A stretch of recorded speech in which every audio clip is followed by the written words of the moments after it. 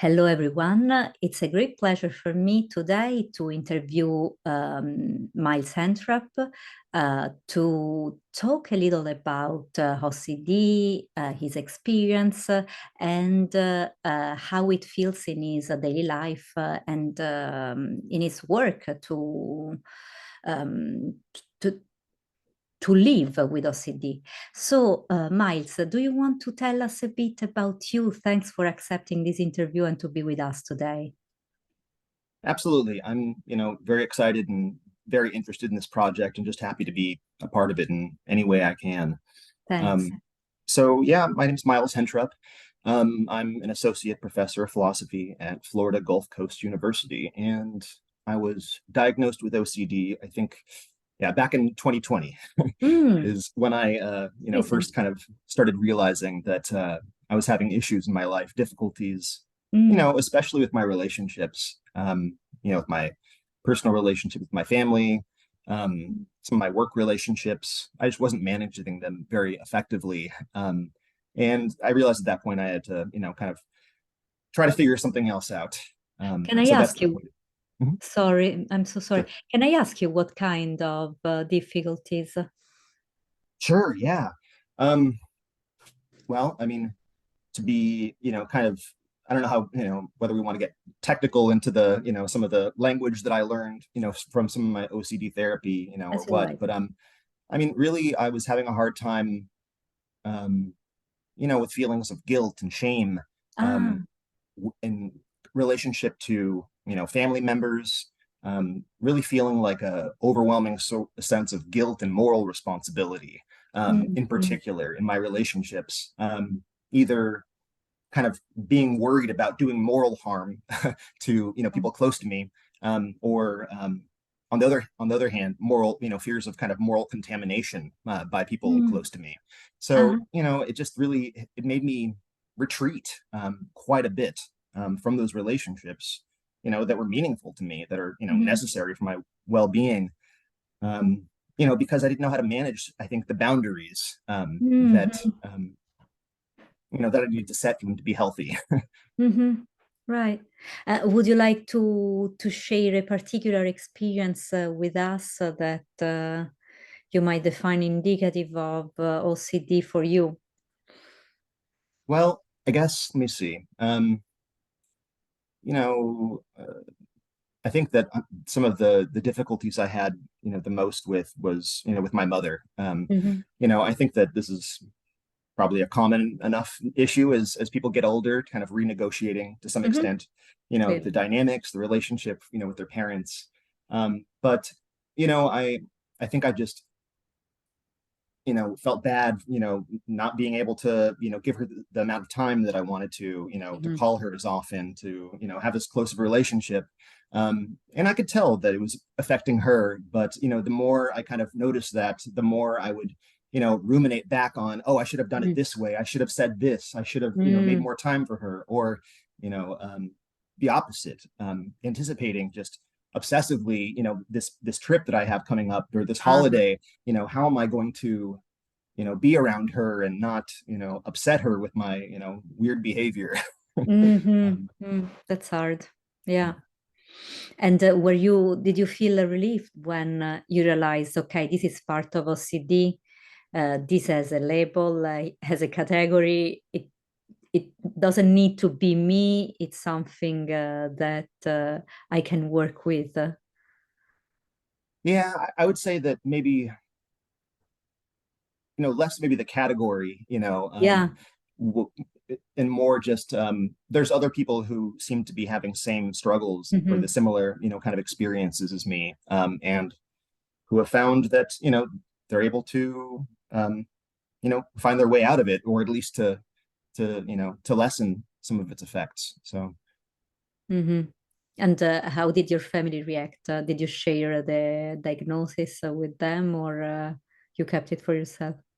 no, I shared it with them, quite early on, and then of Uh, course I, told them, you guys need to start seeing a therapist as well, because uh, we are cut from the same cloth. I know that you have the same a lot of the same uh-huh, issues as me.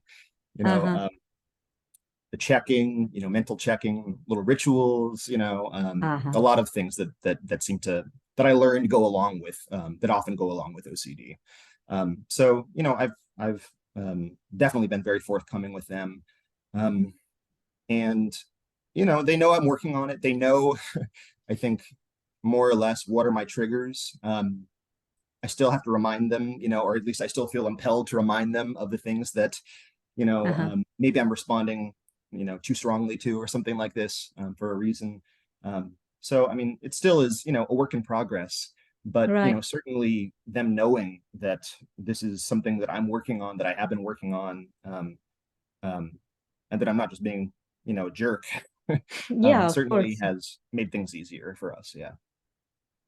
And I read that you wrote that cognitive behavioral therapy was very helpful for you to as a path to work on this. Can you tell us a bit why and how? Yeah. Well, I mean, I guess, I was saying before that, moral scrupulosity Hmm. is, particularly kind of one of the things that really was hard for me. And, just kind of managing, a sense of responsibility that wasn't, outsized, when it comes to, am I living up to the expectations of my Hmm. mother? That often carried over, pretty quickly to, am I living up to the expectations, of my students? Am I failing Yeah. my students? Hmm. I If understand. I don't exhaust myself before every class over preparing, am I, Oh, this might be my only opportunity to get through to these students. This might oh, be the only time that, yeah, one of my arguments that they've never heard before sinks in. And yeah. so I certainly, every single class, I would come in sweating, Wow. and Hmm. running on, very, very nervous energy, thinking that I have to, get things right, um, Yeah. right now. And so I guess the CBT was really, helpful for me, just being able to have a little bit of distance from Mm.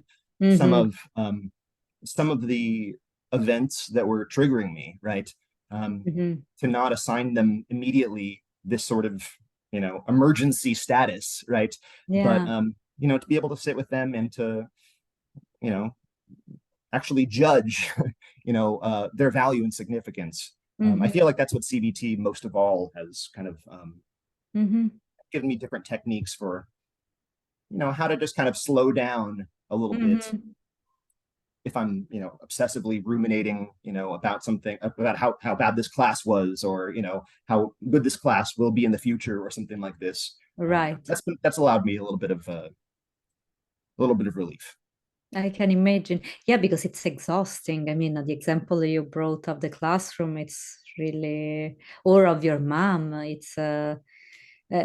are good ones. I can see how living a daily life with these ruminations that are like the windows of my computer now. There's this bar with plenty of windows open, they remain open and consume energy in the Exactly. background. And in the meanwhile, you're living your life and trying to get on new tasks and connection and so on.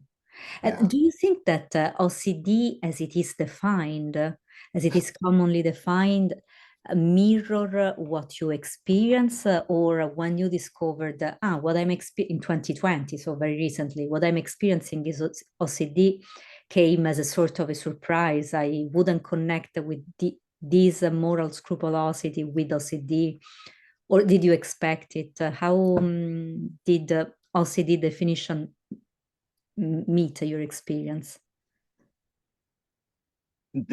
I mean, definition, I guess maybe which definition in particular, are you thinking about? Like DSM I'm kind of thinking definition, of or the just, common sense definition of yeah, obsessive compulsive disorder, so rumination, yeah, recurring thoughts, uh, sure, obsessed by being precise, the rituals, and so on. yeah. Um, did you So I think that expect? Sorry, go ahead. I'm sorry. I think that, I thought for a while that, OCD was just about hand washing and, being Ah, afraid of germs or something like this. exactly And my so point. Yeah. I think that once I learned that, oh, you can be obsessive with mental rituals, and Hmm. with not just kind of hand washing or something like this, but going over a same thought again and again and again. That's OCD. I'm like, oh Hmm. well, I've been struggling with some version of this for a while now. So I think that it definitely had some explanatory power.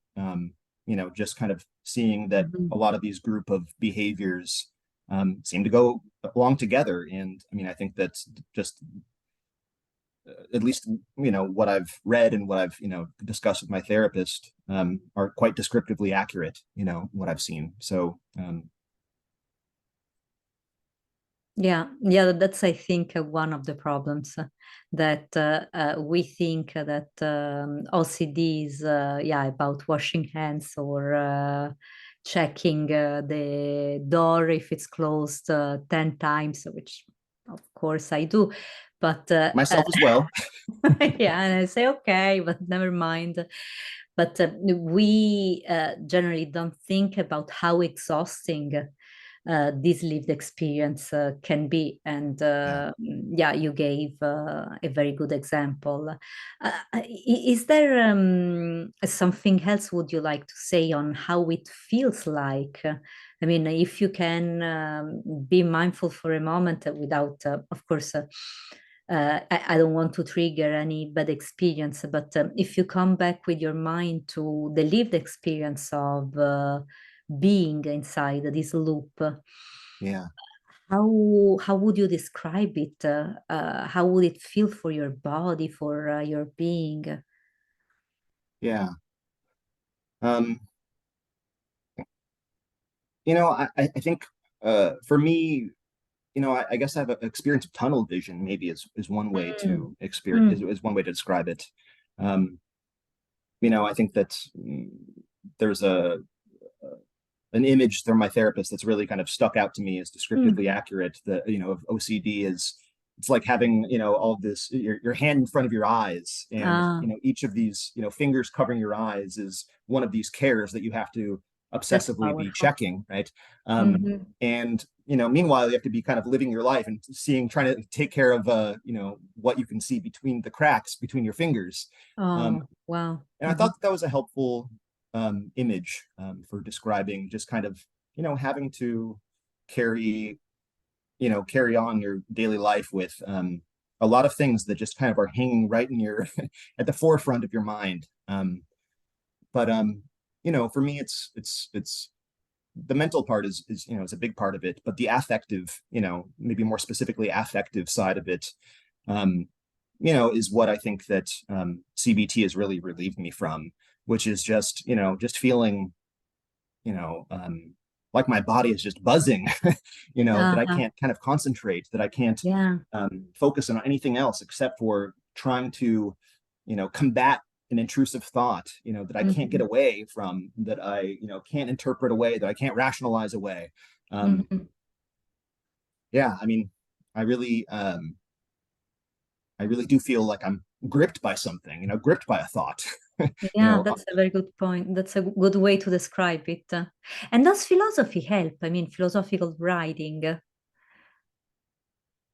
well, yes and no for me. Mm. Ah, okay. I guess one thing that I haven't said too much yet is that, my experience with OCD, I think that it's been, I've done a pretty good job managing it with my, relationships and not letting it affect those negatively, including, teaching. When it comes to writing, that still is Mm. something that I Hmm. need to continue to work through on that. I'm somebody who will, spend years on a single article, just Mm. writing, rewriting, erasing, rewording, because I know there's a way that I can make this thought clearer and more persuasive to an even wider audience than Hmm. than this Yeah. prior formulation. And so, yeah, I just am just really gripped with, crippling self-doubt when it comes to the writing. Hmm. And so it's often just really, really a hard experience, really, a pretty I can a imagine. difficult experience. But, I do also think that, um, even before I realized, even before I was diagnosed with OCD, my philosophical work and my philosophical research, I've been trying to, on some level, think through and try to make sense of some of this stuff that I've been suffering from. So Hmm. I do feel like, once I've gotten some things down on the page, and feel good enough to, send it out for publication article, oftentimes I do feel that I've grown in some ways in addressing maybe, I don't know, some of the conceptual issues or maybe some of the Hmm. epistemological issues Hmm. that are still kind of, um, affecting me in terms of OCD. So yeah, mixed bag for sure. And what do you think are the epistemological issues that affect you? I mean, what did you clarify? What did you Yeah, so arrive at? I think I mentioned that, I work on Hegel Yeah. philosophy in particular. And I think that, on the one hand, CBT techniques have been helpful to manage, some OCD symptoms. However, I do think that, some of Hegel's kind of metaphysical and epistemological insights have helped me kind of mm, make habitual and keep entrenched some of these CBT techniques that have been working for me. So I Mm. guess to be, kind of specific and maybe too Hmm. technical for a moment, Hmm. um, I think that some of the moral scrupulosity that I've suffered from, it's very much characterized in terms of an, kind of complete moral perfection or Yeah. complete moral corruption and failure. Ah, Um, okay. and I Hmm. think that a lot of my, struggles in terms of OCD stuff has been in terms of a kind of all or nothing, black and Hmm. white, Hmm. way of thinking and Hmm. approaching things. And Hegel's philosophy, um, I think, is maybe the best theoretical antidote, we might say, to dualistic thinking, right? Yeah. Or Yeah. taking a It's a sort good of point. totalizing approach to a kind of Right. either or, black and white, this or that Mm. sort of way of thinking. So without getting too technical or too much into Hegel's philosophy, Yeah. um, that's been, I think, a helpful kind of way of theoretically and reinforcing, some of the um, some of the techniques that I've learned through That's CBT. beautiful. That's really beautiful, Miles. Because in this way, both thesis and antithesis, success and failure, good and bad, have their place for the thing to be, for what is coming, for what you are working. So there's space for everything. That's Yeah, really beautiful. That's really, really beautiful. I Yeah. got I got more. If you like that one.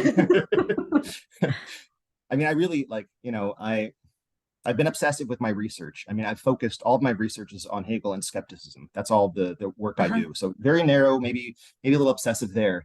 But on another level, what I've been trying to do is trying to Mhm. think through, in the best, the most sophisticated epistemological and metaphysical, um, ways I know, how to deal with doubt, how to deal with Mhm. living with uncertainty. Mhm. And, I do think that, um, that's something that really attracts me to Hegel's approach to skepticism. Is he's not one of these, Enlightenment philosophers that's like, we have to, refute the skeptic and do away with all Mhm. uncertainty, and doubt has to be, completely pushed away. He's somebody who I think realizes that, no, that's necessarily part of philosophy. That's necessarily Mm. part of, Life. life. Yeah. And so, at least on the theoretical level, I've been really trying to do what I can to, plumb whatever resources I can in Hegel's philosophy to try to, try to think through some of this stuff. And how does Hegel help us to cope with uncertainty and doubts? Well, definitely a complex question. I guess, let's see. Um, I guess, let's see, I'm trying to get too scholarly about this Yeah, immediately. no, I Um, see that you your know, wheels are turning to give me the final, most essential answer. yeah, I mean, for me, I think that maybe the simplest way to think Mhm. about it is Hegel's notion of, negation, right? Mm. A negation is saying no, right? Or denying, this affirmation or something like this. And, instead of just saying kind of no, negating or doubting, and that just being kind of the end of it, Hegel's saying, no, whenever we're negating a claim, doubting it, there's always some determinacy to that Mm. negation, right? And so there's always a kind of positive content that arises through this kind of Mhm. experience of Mhm. contradiction, this experience of doubt or something like Mhm. that. In fact, it's this doubt, this destabilization, Hegel wants to say, that, arguably leads philosophy to advance, right? Is through Mhm. kind of these Yeah, yeah, yeah, experiences yeah. of doubt. Mhm. So, I mean, there's much more to be said, of course, on that. Mhm. But I guess just embracing the necessity of Mhm. uncertainty and doubt. And, I think that on that point and a number of points, Hegel actually is, in line with the Stoics, in, trying to be realistic about, controlling what you can control. Um, Mhm. and that's just, I mean, it seems to me another version of, kind of, I think what CBT seems to be preaching these days. Mhm. That's beautiful. I think people will find what you just said very helpful. I'm glad that you shared this with us. And is there anything about OCD experience that you think people should know? I'm gonna have to think about that one some more. I don't know if I have a good answer off the top of my head. I can imagine. Yeah, because Yeah, I imagine those who are browsing on YouTube and then stumble upon this video. And already, I think we explored interesting, good angles to look at this experience. But in case at some point something come to your mind that might be helpful to share, just let us know and we'll add it in the comments. Of absolutely. Yeah, I'll think about it. I'll think about it. course, I take it thank you. as a real question. Yeah. And are you taking part now in groups or any kind of support or is there anything that helps you in the day-to-day life? You know, um, I've been doing pretty decently recently. So I don't think I've seen my therapist. I was seeing her probably for about a year, maybe a year and a Mhm. half, Mhm. pretty consistently, and then just kind of like to check in every once in a while. I think it's probably about 9 months or something since the last Mhm. check-in. Mhm. However, I have every intention of conducting my Hellenistic philosophy class this semester Mm. as a group therapy class, and trying to, honestly try to, see what the Stoics and Epicureans and skeptics, do have to offer for, emotional Right. management. And so no, but I'm hoping that I can, hopefully impart through the, philosophical teaching I'm doing, something that will get through my students, and then hopefully will also work for me. But not at this point, not right now. Yeah. See, I think that philosophy of life is an incredible resource for not just OCD. We were saying that before. I mean, anything that uh, yeah, bothers our soul somehow, and to find to quench the thirst for the growth of our soul. The philosophy of life is always a good resource. I don't know, for the people who do not know about philosophy and they might watch the video. I'm referring to Marcus Aurelius, Seneca, Epictetus, although it might be a little more difficult to read. These are certainly good reads to have in your pocket while going through life. Um, so I don't know. I would like to ask you one more question before we say goodbye. It's Yeah. it was really interesting to yeah, to look at your lived experience and to see how OCD manifests in your life. And I particularly liked the Hegelian angle that you give to it. I find it brilliant. And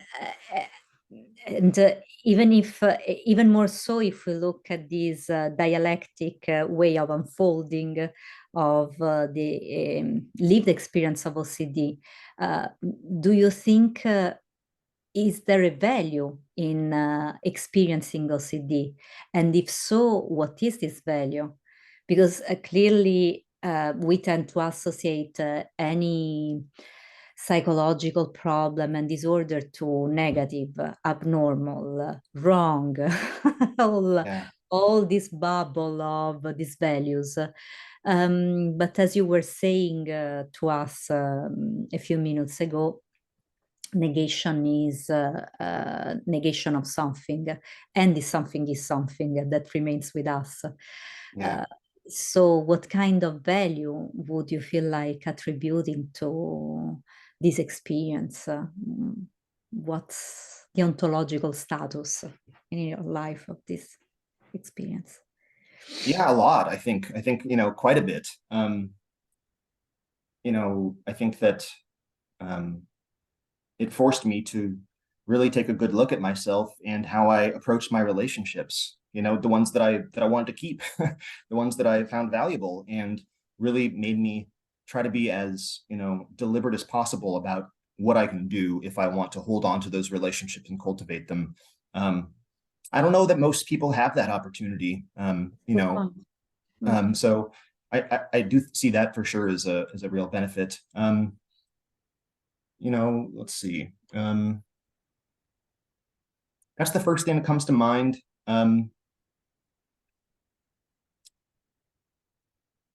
Mm, I think also, being able to be more deliberate just about, not just about managing relationships, but, about how I respond to, problematic or otherwise challenging situations. Being able to learn how to be more reflective and mindful about it, certainly has been, I think, really helpful. I mean, I'm sure that some people just do this naturally or, without training. For those of us who need the training, it definitely was a benefit.